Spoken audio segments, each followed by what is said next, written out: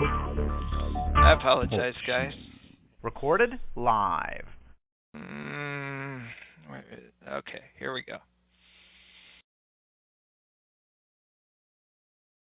Things are looking good. Coming up on entry. Vehicle reports entry interface. We are beginning to feel the atmosphere as we go in here. It is reporting that we are seeing G's on the order of 11 to 12 Earth Gs. Tank reversal 2 is starting. We are now getting telemetry from Odyssey. We should have parachute deploy around Mach 1.7. The parachute is deployed.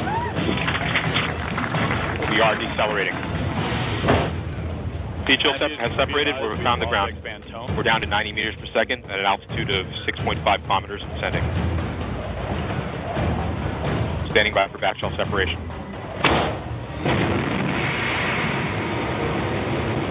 We are in powered flight.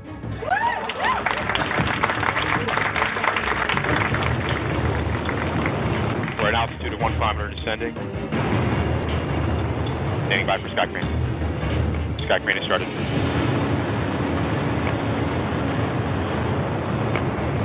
Signal to us, you remain strong.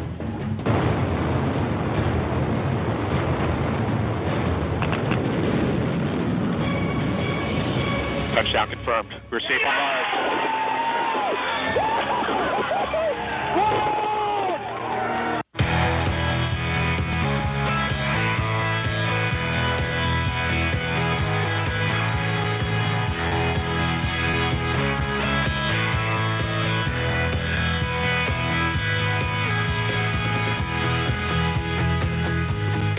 Listening to Our Next Giant Leap, a podcast that's out of this world. And now, here is your host, Mike Williams.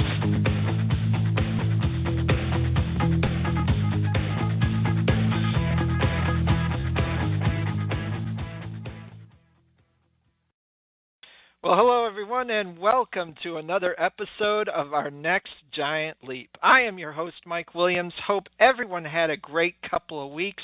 The audio clip you heard at the beginning of the show was from the Jet Propulsion Laboratory's Mission Control Center back in 2012 of the Curiosity rover landing on Mars.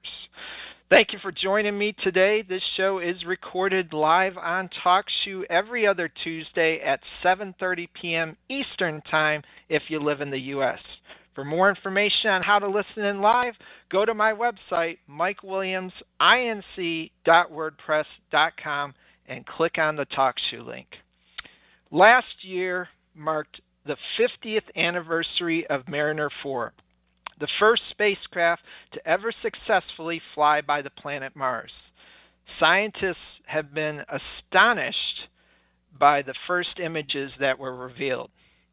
The first spacecraft to ever successfully land on Mars was Viking 1 and Viking 2 in 1976. Over half a century later, and we are still intrigued by what the red planet continues to show us. Is there life on Mars, or did Mars at one time support life? In order to find out, NASA's new mantra has been follow the water. With the renewed possibility that Mars once contained life several billion years ago, Mars has become one very busy place. With 4 orbiting satellites, including Mars Odyssey, reaching orbit around Mars in 2001, Mars Express, a mission planned by the European Space Agency with the partnership of NASA, has been orbiting since 2003, the Mars Reconnaissance Orbiter, in orbit since 2006, and the Mars Atmospheric and Volatile Evolution spacecraft, affectionately known as MAVEN, reaching Mars in September of 2014. The surface of Mars has been a blur of activity also, with the Opportunity Martian rover that landed in Mars of 2004 With a mission that was supposed to only last 90 days, 12 years later, it's still moving around the Martian terrain and sending data back to Earth.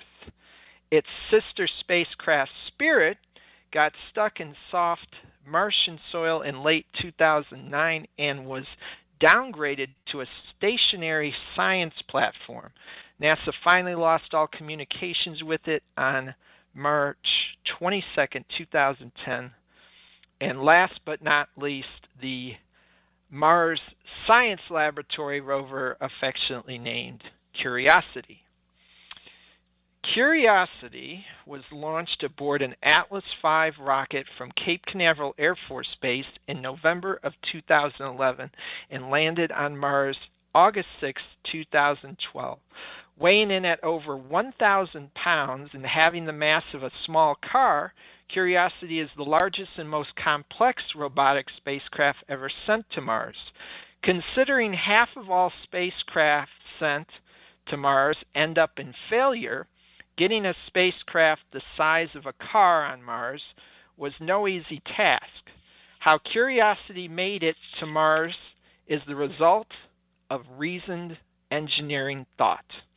Here's a clip of what it's like to go through EDL, or entry, descent, and landing on the Martian surface.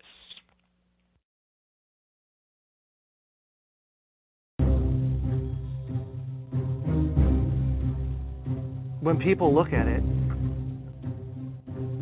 it looks crazy. That's a very natural thing. Sometimes when we look at it, it looks crazy.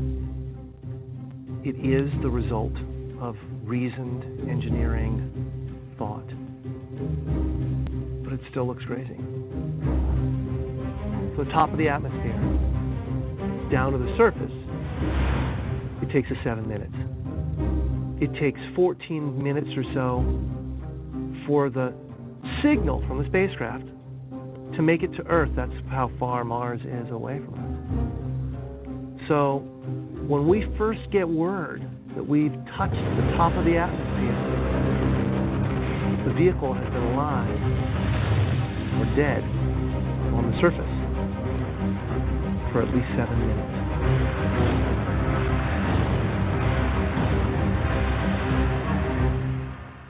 Entry, descent, and landing, also known as EDL, is referred to as the 7 minutes of terror, because we've got literally 7 minutes to get from the top of the atmosphere to the surface of Mars, going from 13,000 miles an hour to 0, in perfect sequence, perfect choreography, perfect timing, and the computer has to do it all by itself with no help from the ground. If any one thing doesn't work just right, it's game over. We slam into the atmosphere and develop so much aerodynamic drag. Our heat shield, it heats up and it glows like the surface of the sun. 1,600 degrees.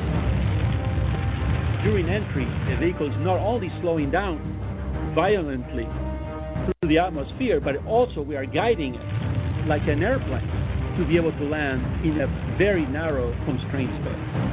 This is one of the biggest challenges that we're facing, and one that we had never attempted on Mars.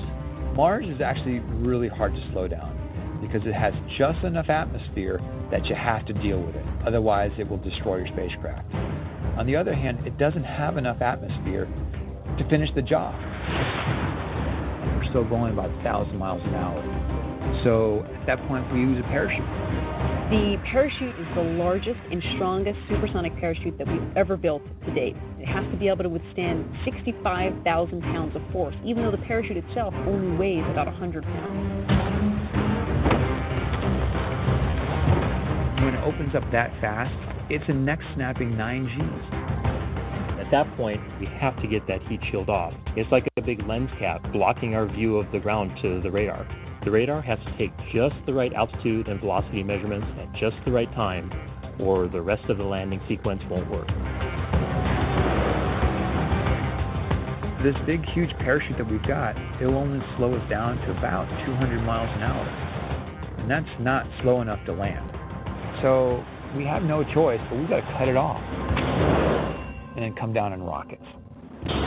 Once we turn those rocket motors on, we undo something, we're just going to smack right back into the parachute. So the first thing we do is make this really radical divert maneuver. We fly off to the side.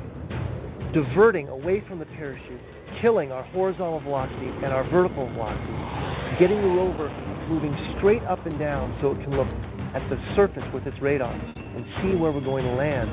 And we head straight down to the bottom of a crater, right beside a 6-kilometer high mountain. We can't get those rocket engines too close to the ground, because if we were to descend propulsively with our engines all the way to the ground, we would essentially create this massive dust cloud. That dust cloud could then go and land on the rover. It could damage mechanisms and it could damage instruments. So the way we solve that problem is by using the sky crane maneuver. 20 meters above the surface, we have to lower the rover below us on a tether that's 21 feet long, and then gently deposit on its wheels on the surface. As the rover touches down and is now on the ground, the descent stage is in a collision course with the rover. We must cut the bridle immediately and fly the descent stage to a safe distance from the rover.